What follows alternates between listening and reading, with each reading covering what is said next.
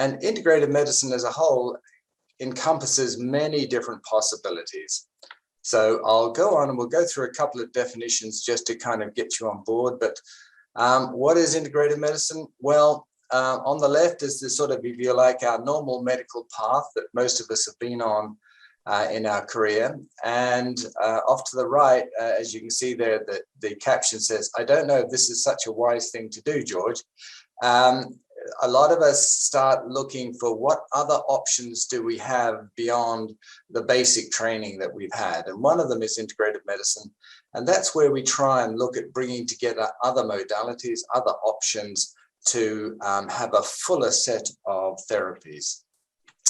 There are a lot of confusing terms, which makes it a bit more difficult. The one we prefer is integrative medicine. That's more of an international one.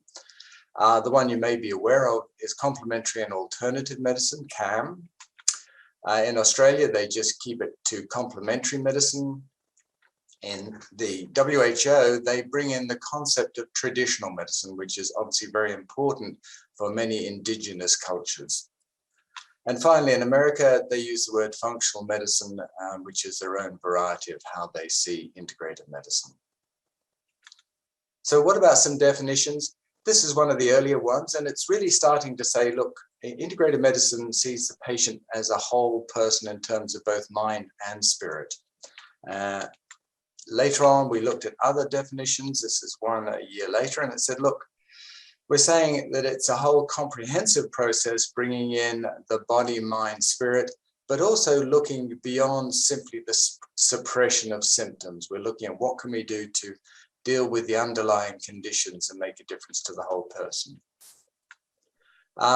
We've got an association called the Australasian Integrative Medicine Association, and it puts together these definitions in more of a holistic way. So saying that it's a philosophy that focuses on the individual, as we do often in general practice, but it's bringing together the best of Western medicine along with the best of other options of complementary medicine and therapies.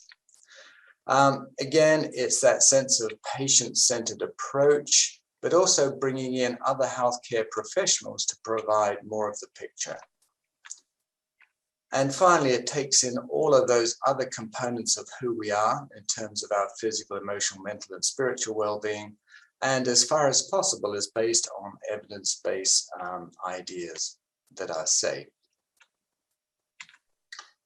In America, they have a very similar definition, but I kind of enjoy some of this. It's basically also bringing in things like the genetic and the biochemicals and so on.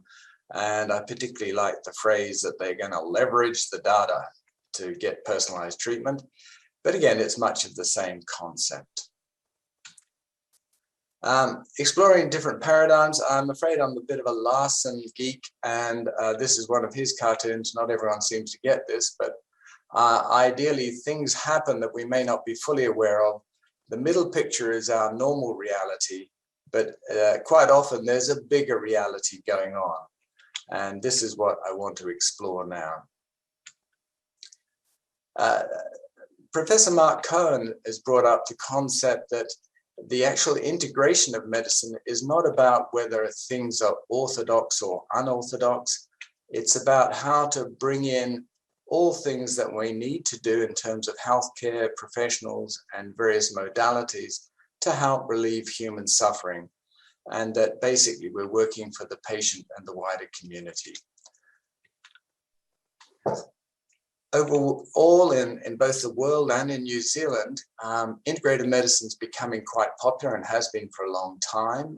These are some early figures, but basically saying about a quarter of the population uses some form of integrative medicine during the year, and quite a lot of practitioners are being involved in this process. And even a large proportion of GPs actually refer to these sorts of practitioners. So it's a common process. The figures are probably much closer to 70+% nowadays. If we start looking at what the regulations are about integrative medicine, well, the Medical Council has a statement paper, and I'm going to pick out a couple of bits on this. One of them is that when integrated medicines are commonly accepted to have benefits and minimal risks, Council doesn't oppose their use. So the medical council is quite happy for them to be used in those circumstances. In terms of informed choices, this is quite interesting because what they're saying here is that if a patient expresses that they want to look at this area of care, then it's part of our responsibility to give them as much information as we can in an unbiased way. And basically helping them to do so by evaluating what seems to be appropriate, admitting to what our limits of knowledge may be, not trying to influence the patient in any way other than with the actual science, if you like, and basically trying to help them make a competent decision. If we actually practice integrative medicine or CAM, then basically we have to keep up with the normal level of standard care that you'd expect from any doctor.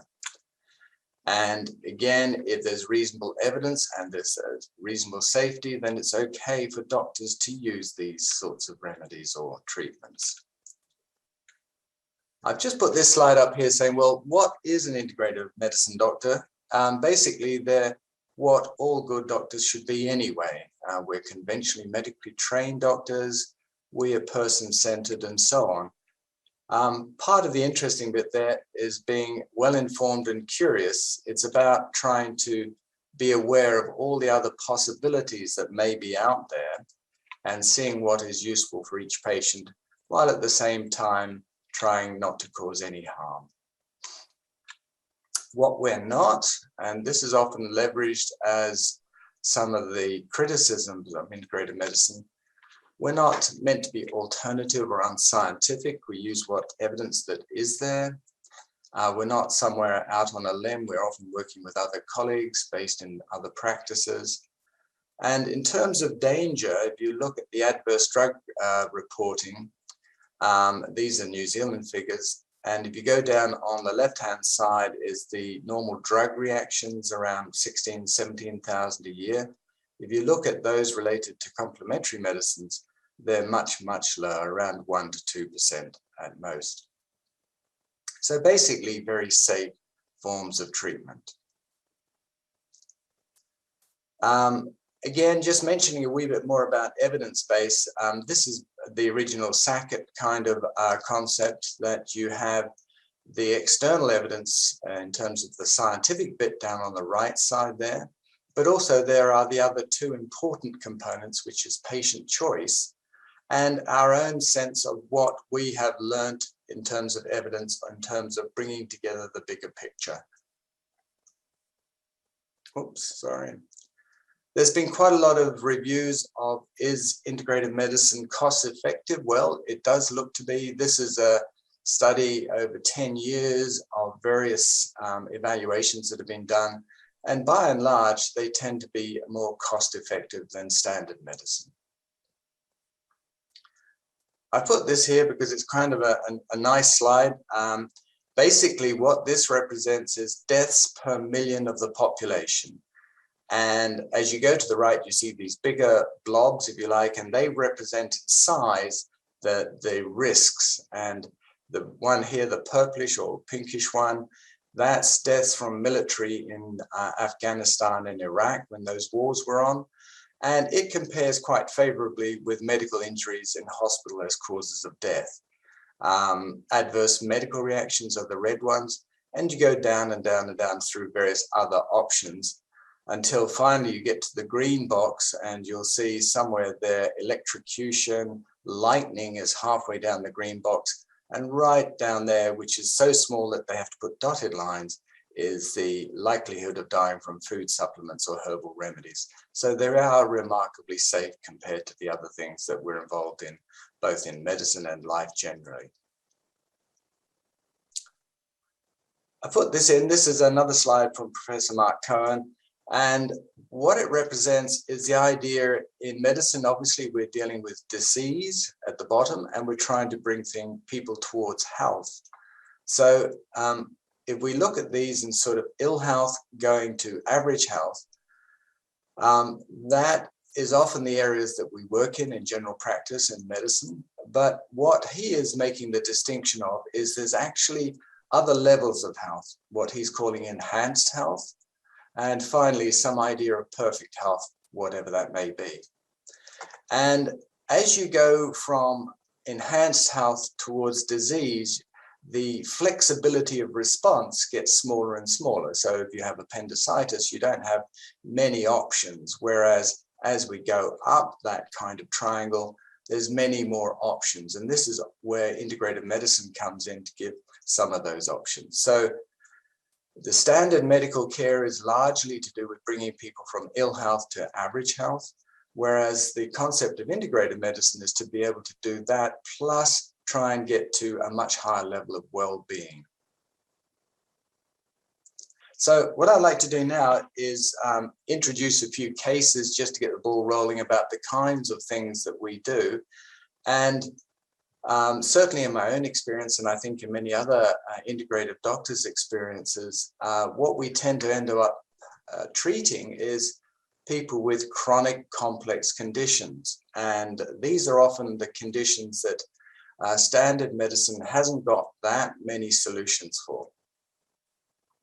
So a 53-year-old woman, and she presented with some of those symptoms we probably hear a lot about: brain fog, fatigue, difficulty being able to work as a legal secretary. And she'd had various things going on prior to the onset, but no actual triggering event. Her mood is good. In the background, a number of things: hypothyroidism, Raynaud's, etc. And she'd been recently going through menopause. But the symptoms themselves had been going on well before menopause. Family history: mother had been an alcoholic, there's some diabetes and heart disease in the family. Socially, she's separated from her husband, has 2 adult children, she lives on a farm. By the time I'd seen her, she was already avoiding various foods, which are kind of common intolerances, and she was doing her best to look after herself. So at that point, in an ordinary medical model and from a physical examination point of view, there was nothing to see. Routine blood tests, relatively normal. I did do this test. I don't know if you're familiar with the apolipoprotein E2 to 4 alleles. This is the main genetic marker for dementia. There are several other markers, but this is the main one. And the one that you don't want is the 4-4. I did this because there was dementia in the family. I wanted to make sure that she wasn't obviously going down that path. So the 3-3 is normal and no extra likelihood of dementia.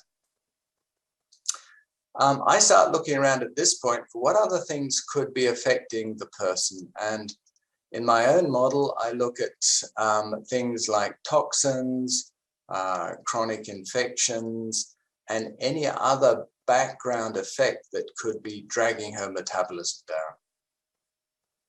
And I did a heavy metal test, and you may not be familiar with these, but you can see on the right there is mercury there and lead and a few other heavy metals. So to begin treatment, first of all, because she was gone past menopause and she was having difficulty sleeping and difficulty with her cognition, I started her on some natural progesterone because it is associated with improving working memory in those that have lower levels. I started her on a simple nutrient called glycerophosphate, which is a fatty acid, which is important for the membranes of your nerve cells, and there's quite a bit of evidence that it can help in mild cognitive impairment.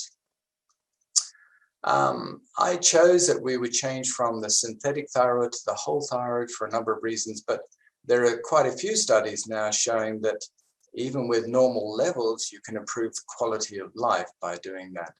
And in fact, we could go down a whole rabbit hole talking about thyroids, because there's evidence that when people are diagnosed with hypothyroidism, usually Hashimoto's disease, that they tend to be put on synthetic thyroid, And when they've been studied afterwards, many people say they've never returned to the same quality of life that they had prior to diagnosis, even though their thyroid levels may look good on a lab test. And I started on some B12 injections. And finally, we went on to some chelation for mercury and for lead. We haven't got time today to go into the ins and outs of how we do that. I've got separate presentations on all of those. But she had a good response initially. She did very well. She mentioned how the sense of the veil, dull veil over her disappeared. And she could think clearly, holding on to her thoughts. She could verbalize normally. And she was back to relatively normal executive functioning, which is ideal. And that seemed fine. And you'd say, well, that's good. But she represented a few years later. Oh, no, sorry, I beg your pardon. I'm out of one slide out here. I did recheck her heavy metals and they'd come down very nicely. The numbers here come down considerably. So that all looked good.